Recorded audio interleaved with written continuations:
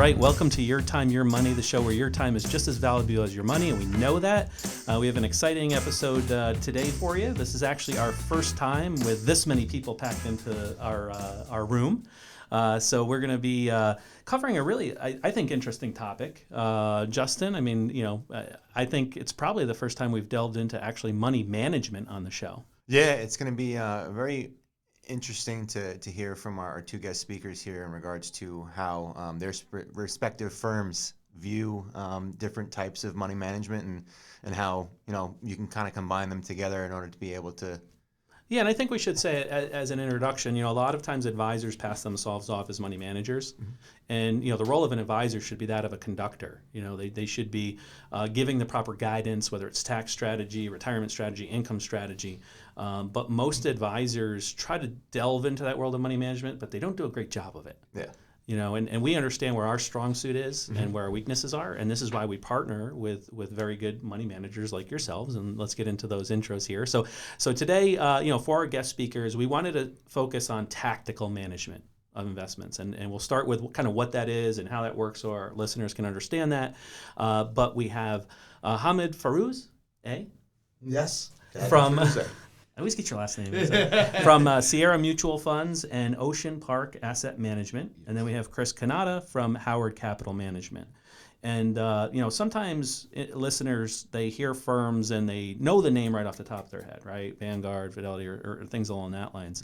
But in the world of investing, there's probably 18,000 different fund companies and managers out there. Right, and what we've lucked upon as far as the SE Group is found two that actually pair very well together. And we'll explain why that's very important when it comes to tactical management. But, I'd like to just open a floor, just introduce yourself, maybe tell our listeners a little bit about how long you've been in the business and, just where you're from. Sure. Well, it's great to be here with this crew. It's fantastic to be here. So I've been in the business for, believe it or not, coming on to over 19 years. Started off my career on the financial advisory side and worked my way over to this side in this more consultative role, working with financial advisors such as yourselves. And it's become a very big passion of mine. It's been a passion of mine. And working with people and helping them has been something that's been very, very true to the heart of what I enjoy doing. And so my background has always been centered around helping people and working with people. And so I came aboard my firm about 4.5 years ago, and I'm based here in New York as the regional director, and it's been a fantastic journey here with Ocean Park. Been really enjoying it, and thanks again. It's great to be here with this team. Yeah, and Ocean Park's been very supportive of us and on our efforts, especially within the community, which is always very important for us as well. And as Howard Capital, Chris, I'll introduce yourself. Thanks so much, Mark, Justin. Appreciate you guys having us on today. Absolutely. My story, I guess, is somewhat similar in that I started as an independent financial advisor as well about 9 years ago in the business. And to your point, I wasn't such a great conductor, if you will, right? But I was really, really good at understanding the money management side and conveying that to my clients, and that's what led me to ultimately pursue that side.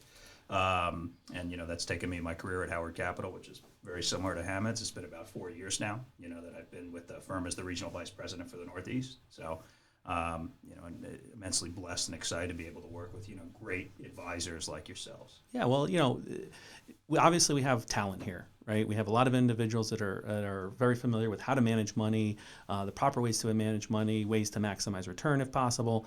But I think our listeners need to take a step back and understand tactical management in general, right? And that's hard to explain if we don't start with strategic management. And, when you look at strategic management, right, we're talking long-term approach, right? We're talking asset allocation, maybe it's cash position, bond position, stock position, maybe commodities or things along that lines, with the ultimate long-term approach in there. And what tactical is trying to do, right, in short term is take advantage of the opportunities in the market by shifting money maybe from a cash position to commodities if they're in favor, or stock, or, that in and out of the market to take advantage of an upcycle, or in Hamid's case, in and out of the market to take advantage of stability and fixed nature as far as income goes, right? So our listeners can understand why these two pair very well together is in the portfolios, when we run portfolios together where we merge two fund managers, we have one with Howard that specializes in the equity side, and they do equity management very well. And then we have Sierra Ocean Park that does the fixed income side. And that's a very nice complement to each other within the portfolio. Can you speak maybe a little bit about that and kind of what you see in the benefit of bringing in multiple fund managers? That's a terrific point, Mark. Because technically, right, you guys are competitors, but we bring you together in the portfolio to make the client in a better, put the client in a better position. We don't think we're competitors. Exactly. So I'm glad you actually brought that up, Mark, because Mark, Justin, we've had this conversation before. We don't look at it as competition. We look at it as complementation, and that's one of my go-to words. He's coined that phrase. Yeah, so it belongs to him. Yeah. It's a good one because it's true. We know our lane, and we stay in our lane. Right? And as a firm, we've been doing it for over 3.5 decades, staying in our lane and doing it extremely well, because what we do really well is risk management with that fixed income focus, that tilt. That is what we do. And we operate in that lane very proudly because we know that's a very important role.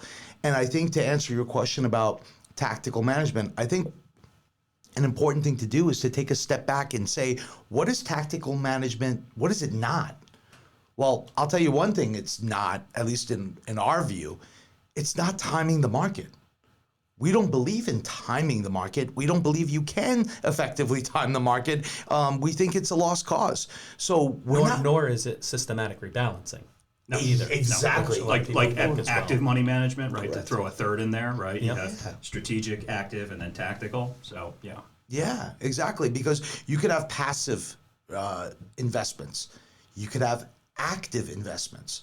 What we do at Ocean Park and my colleague Chris over at Howard Capital, we specialize in taking it that one step beyond active to be tactical, to not time the market, but based on a process, a complementary process, to react to the market and be the part of the portfolio that can be able to react according to what our rules and our stated goals and objectives are for our advisors and their clients. Yep. And on the fixed side, that's more preservation of capital, and that's more protection of capital, right? That's and right. on the equity side, it's more growth of capital, and also protection of capital when we can as well. Yeah, growth and accumulation, and just to kind of build off what Hamid had mentioned too. There's within tactical money management, there's a couple different styles too. We do something that's called quantitative, which is all of our investment decisions. They're not based off of predictions, right? They're not based off of projections.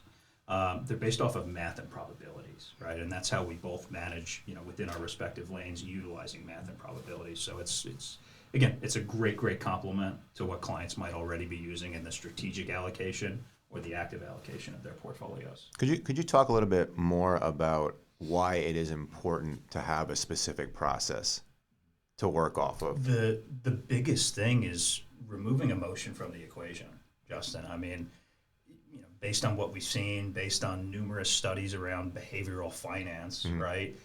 There's one common denominator, and that's usually emotions, tend to, limit or deteriorate investment returns, right? So having a mathematical, non-emotional process, it's really key for us, and it doesn't mean that, we have a crystal ball. It doesn't mean we know which way the market is going, but we know the probability of the direction it's going to go, right? And as long as we keep our clients in the odds game at Howard Capital, we believe they're going to continue to do very, very well. Yeah, and our process as an advisor is to make your job easier by, when there is a market decline, handling the emotion from the client so that maybe there's a net inflow of cash, right? We always say buy low, sell high. Yep. But emotion throws that out the window, right? Nice. Yep. As soon as you get your statement and you see it's down 100,000, most people common sense just goes out the window. It's like I tell people, it's like if you go to Walmart and you're going to go buy shoes and you walk in and there's 40 cans of tuna fish for $1. You're probably walking home with 40 cans of tuna fish, even though you needed shoes, right? Even if you don't even like tuna fish, or donate it, you'll whatever, right? But the investment world is the only commodity that when it goes on sale, people don't buy. So as an advisor, it's our goal to hold the hand of a client and say, hey, now's a good buying opportunity, which is then an inflow of cash to your teams so that you can infuse it in the market at the right time and potentially get a client a better rate of return. right? Yeah, yeah. Well, I mean, well said. And I think a theme that multiple times I've been hearing the word emotions, right? In the investing world, as much as we'd like to say we want to remove it, it's filled with emotions. Why? Because we're all people. We're all human beings. We all have emotions. It's natural. That's not the problem. It's what we do. And this is why it's so important to be working with a quality financial advisor. This is why your team, it's such a pleasure working with you both, Mark, Justin, because you see it in real time, right? It's the clients are going through a journey, and there's emotions, a lot of emotions. Times those emotions get very heightened. Times like last year in 2022 that were highly emotionally charged. Well, it's important to have the right people guiding you through that and the right process, right? So what Chris said before, absolutely. It's got to be non-emotional, and there's got to be rules-based. We believe at Ocean Park that every asset manager, especially in the tactical space, in that space where you're a tactical allocator, you got to be able to answer 3 basic questions. And I think it's imperative that you do that. And those 3 questions are, 1, when do you buy? That's imperative. You got to be able to answer that. Secondly, what do you buy? And then third and final, which is often the toughest, when do you sell? Because that's an important part of tactical management when it comes to the disengaging from the market, sheltering, what you said before, Mark, about preservation and being on that fixed income side. We take that really seriously at Ocean Park. We are often viewed as the foundational risk manager. Well, that's a lot of weight to be the foundation, right? Foundations, I mean, this building we're sitting in right now, we're doing this show, there's a foundation here that's in place. Thank God we're not seeing it. It's there in place, but you want it to be sound and safe and sound, and you need it to be reliable. And so that's a very serious role to be in. So you have to have a process to do that. And fortunately we do, and it's a daily process, and we answer that call daily for decades, and that's something we're proud of, and that's something we stay true to. And one of the things that we like about combining managers like yourselves, you know, in your teams, is that, you know, we've talked about it at some other events in the past, is one of you, and we'll talk, you know, let you explain it a little bit, but one of you is quick to get out of the market, and the other one is more quick to get in the market because of how you control those assets that you're managing. And that really complements each other. So let's talk about the quick to get out of the market approach and the reason why, and why that is important, especially on the fixed income side. Yes, that is an excellent point, Mark. Because you know what, and what you're going to hear from Chris, I think I love it, and this goes back to that complementation point. This is why it's so important to assemble these strategies and what you do and accordingly, and have that plan in place. Because exactly like you said, although we're both tactical, there's different types of tactical, right? Our process gets us out quicker. Why? Because we have a process that, the answering of the question of when to sell, it's when what we own hits a short-term trend line, what we call a trailing stop. And when the position that we own hits that trailing stop, we sell and go to cash. And we've got the ability to go up to 100% cash, which is a very imperative, it's a critical thing, because that's true disengagement. And when you have a stance of being a foundational risk manager, you need to do that. So we are quick to get out of the way because we just need a single layer of confirmation to be able to perform that sale. Yeah, and a lot of times in the passive management style, you don't see those moves to cash, right? It's just stay, ride the course, right? Yeah. Let it ride, Yep. right? Yep. You know, and that's nice that a listener can know that, like, hey, within the internals of the portfolio on either side, right? Yeah. We can do a pull to cash, and you know, so in sometimes where you don't want to be in the market, you can have this buy and hold out of the market to wait and see when the best time to get into is. You know, and Chris, same thing on yours, but your strategy is a little different because you guys are quick to get in when you see similar, you know, quantitative analysis. Yeah, exactly. And if we've disengaged the market at Howard Capital, yeah, you know, traditionally we are very quick to redeploy that capital back into the markets, right? And the main reason behind that, at least for us, is, typically when we've seen a market, bottom in the past, typically some of the biggest trading days as far as upside are usually pretty close to that bottom, right? And again, there's no way to call, it's physically impossible to call a top or a bottom, but it's very important for us at Howard Capital to make sure we're picking up on that trend quickly and redeploying our clients' capital back into the market so that we can catch at least hopefully a majority of those days. Yeah, and a fully lot of exposed. clients are unfortunately not even in the market at that point, right? Because they ran through the emotional cycle, they pulled their money out. Right? And we talk about a clock all the time. As, you might not know where the bottom is, but you get a general sense of whether you're at 5, 6, or 7, or at 11, 12, or 1 in the market. Yes. Right? Okay. If you're at an all-time high, what's the worst that happens is when you sell at 1 instead of 12, right? And what's the worst case is you buy at 7 instead of 6. Yep. But we kind of know where we are on that clock, so to speak, of an investment cycle. And then the other analysis and stuff that you guys do kind of dials in even more to say, hey, you know what, let's try and get it a little closer to 6 or get it a little closer to 12. And to that point, that's why that process is so key, because at Ocean Park, we believe that you can't abandon your process. You can't go against it. This isn't congressional, right? There's no veto. There's no override, right? This is not political. This is very rules based and set parameters. And if you stick to your process, is it perfection? No, it's definitely not. And I would argue that no process is perfect, right? Perfection doesn't exist. But there's processes that are stronger than others. And I know that what we strive to be is to be the process that can be relied upon and deliver those strong results by sticking to those rules and implementing them and executing on them consistently, non-emotionally. And I think that's the key. And when you talk about disengagement, I think the other thing to know and acknowledge is just because you're disengaged doesn't necessarily mean that part of your portfolio is doing nothing, because as we know, in the environment that we're in, there's been opportunity to have that part that's sitting in cash be productive in its own way. Especially now that rates have come up a little bit in a lot of those positions. And, Yes. It's not like the last 12 years of zero. Exactly. but there really wasn't much. Where we're sitting like a log in the water, just twiddling our thumbs, Yeah, right? so you were lucky if you were a bond manager and Yeah. you bought a bond 29 years ago and Yeah. still could hold on to it for one more year. Yeah. I think the 2 points of being very either quick to get in the market or quick to get out of the market is really why an individual would choose to work with a tactical money manager. Is that, just like Mark was saying, we don't necessarily know that we're going to sell directly at 6 o'clock or at 12 o'clock, right?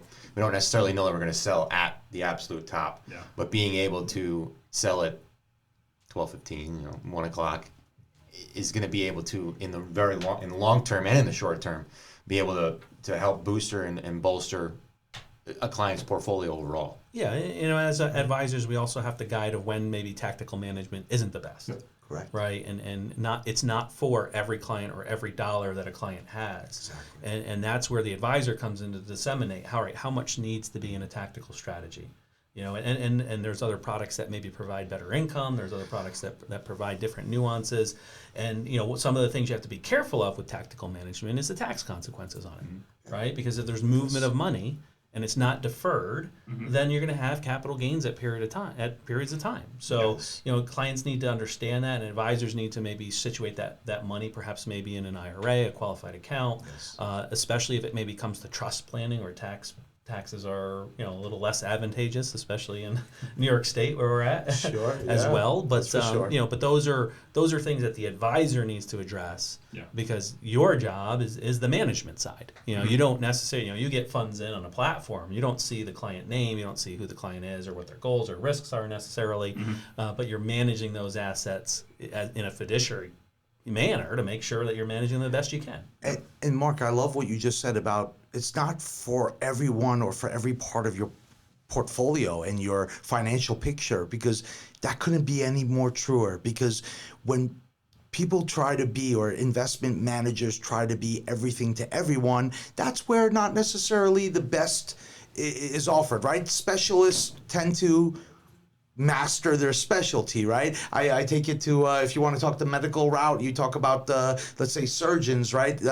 Or orthopedic surgeon is who you want to go to for an orthopedic need. You could be a fantastic cardiac surgeon, and God bless you, that's amazing, but you don't really want to go to a cardiac surgeon for your hip, right? So similar thing, when you could go to the specialists that do what they do well in their respective lane and the respective amounts, and again, this is in conjunction and coordination with your financial advisor that's helping guide your financial picture and deploy tactical strategies like a Howard Capital, like an Ocean Park. That's the game changer, using it properly. Yeah, and your analogy to a doctor, right? You know, your general practitioner is your advisor, and they're giving you your specialists, right? You know, there's nothing. You know, you walk into a doctor's office, you start talking to a doctor about a heart problem, and say, "Doctor, I need you to operate," blah blah blah, and all of a sudden he's like, "Well, okay, but I'm a podiatrist."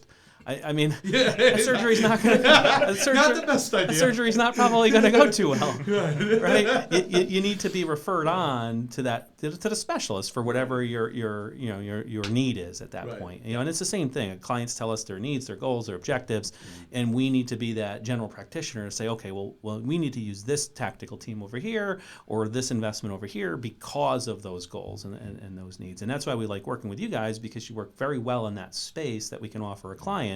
Yep. And for the clients that it makes sense for and the positions that make sense, it's great to be able to use good partnerships to be able to provide that, you know.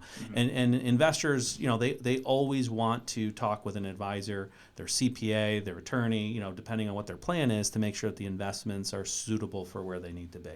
But that's important, and we've had a good relationship with that. Yeah, I think one of the things that we're able to do very well is build out different portfolios with what we like to call sleeves.